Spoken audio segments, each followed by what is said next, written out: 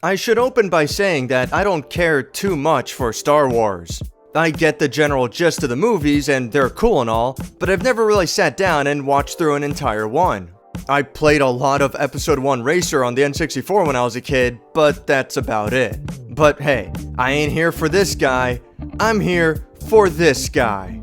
I love Respawn Entertainment for making one of the greatest first-person shooters of this generation, and I was curious to see what makes them think that they have what it takes to make a Souls-like game based around a major movie license. Well, that, and I also got it on sale for $35. The story takes place between episodes 3 and 4. The backstory from the movies is that nearly every Jedi, which are basically space samurai peacekeepers with magic powers, has been hunted down and killed throughout the galaxy. Move out from Magito shortly. Yes! You must...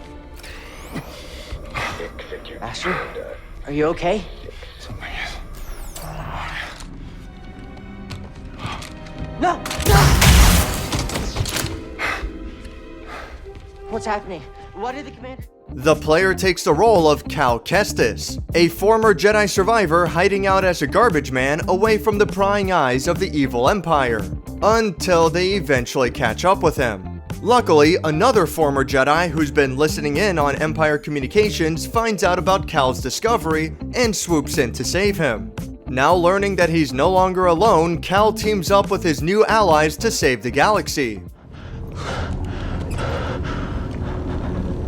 Okay, shut that thing off and grab some seed.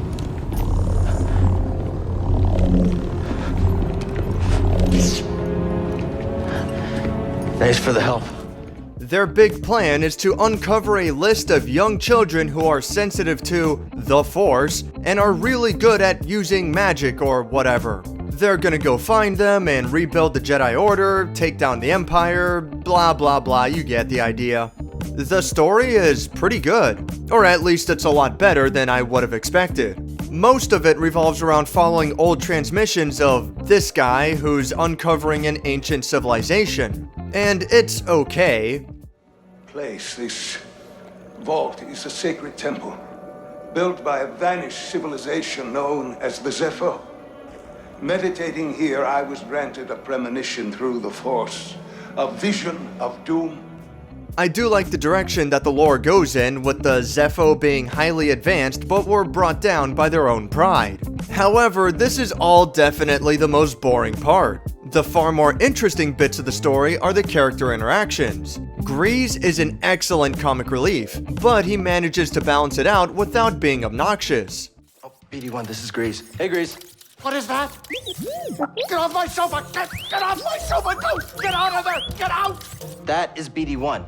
He's with us. I don't care who he's with. Do you have any idea how hard it is to get oil stains out of petroleum fabric? Not really. Oh, I hope you found something better out there than this droid. Oh, calm down, Grease. He did. He actually contributes to the story, and he has a fun personality. Kind of the complete opposite of a certain someone from a movie that I covered recently. The second sister is intimidating and plays a great villain, without being so over the top that she comes off as a cartoon.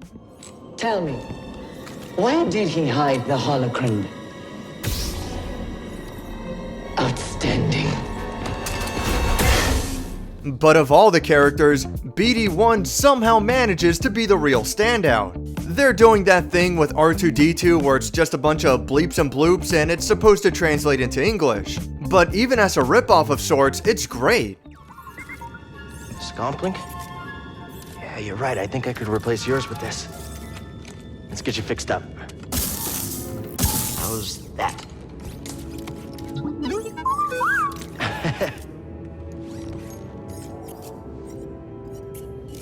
Wanna try it out? Respawn is clearly extremely good at creating characters out of robots. They did it better in Titanfall 2, but they pulled it off here as well without retreading old ground. They do make a big deal about how the Empire tortures their prisoners into submission. They caught me. And they tortured me. He wanted to know about the others. Which sounded a little too familiar. My spy there says he's in a solitary confinement cell, and they've been torturing him for months. But in the case of Fallen Order, I'd say it's handled pretty well. Something that I've recognized Star Wars has always had in spades have been the locales, and Respawn has perfectly captured that aspect here. Absolutely beautiful backdrops and amazing scenery. Even if you're exploring some odd corner of the same exact planet for the 5th hour, there's always something new to run into. Just like how Sekiro had some really amazing backdrops, Fallen Order did just as well. And Sekiro is a pretty apt comparison as both games play very similarly, with the main focus being to block an opponent's attack right before it connects in order to parry and counterattack. However, interestingly enough, Fallen Order is actually much more strict than Sekiro is. With Sekiro, you can rapidly spam the block button and kind of get away with it. However, Fallen Order has a cooldown period whenever you block, preventing you from immediately blocking again. If you're going to perform a parry, then you have to commit to it in this game. On the other hand, Fallen Order also has far fewer shenanigans. Unblockable attacks are highlighted with the enemy glowing red all over and indicating that you need to dodge, as opposed to Sekiro's perilous attacks, which could require one of 3 distinct approaches. Normal attacks are also very telegraphed and easy to block against. Furthermore, while Sekiro was all about blocking and parrying your opponent to victory, Fallen Order plays out like a much more traditional game in that you need to whittle down their health until you eventually beat them, rather than one-shotting them once their posture is broken.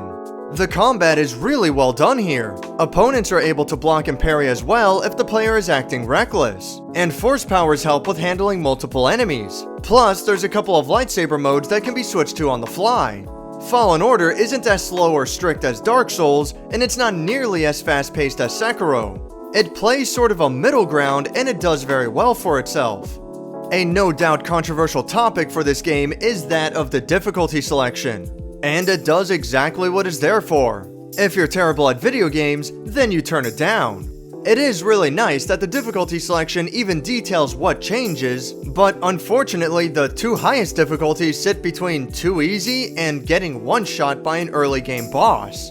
I think the second highest difficulty is perfectly enjoyable, requiring more experienced players to at least pay attention, while the highest difficulty is just stupid and unfair, at least until you get your bearings on how the game is meant to be played. What's surprising to me about Fallen Order is that only its combat is what's similar to From's games. I would argue that the real core here is much more like a Metroidvania.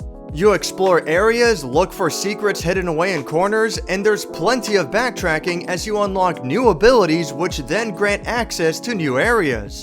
The endgame map even looks really similar to Metroid Prime. However, I will say that there are a few issues here where the game falters. The biggest one being that moving around is a little too slow. This is fine when you're trying to get through the game initially and the pacing is decent, broken up with some platforming, puzzles, and the occasional group of enemies to fight. However, once you've gone through an area once or twice, get a new ability, and then return to look for new paths, it starts to get stale pretty bad. A lot of areas start to seem empty, with too few enemies showing up in between all that platforming and puzzles you've already figured out. It's also pretty annoying that, unlike Dark Souls, there's no option to teleport between save points, and unlike games like Super Metroid or Symphony of the Night, you don't get a whole lot of upgrades to speed up your general mobility. At its worst, traversing the environment in this game is too sluggish, which is about the last thing you want to say about a Metroidvania. There's also a level up system, because of course every game needs one. Experience points can be traded in for new combat abilities or basic stat increases like more health. A lot of these are really useful, although I don't understand why they need to be trickled out to the player like this. Increasing varied stats in an RPG is one thing, and I think it works in a character action game like Devil May Cry where you buy new attacks little by little. But it feels out of place here, like it's just an excuse to have a level up system. I don't know, it's not too bad, but Sekiro did the same thing and I'm getting sick of it. I feel like both of these games are weighed down by the Dark Souls pedigree. They don't need to have an experience system.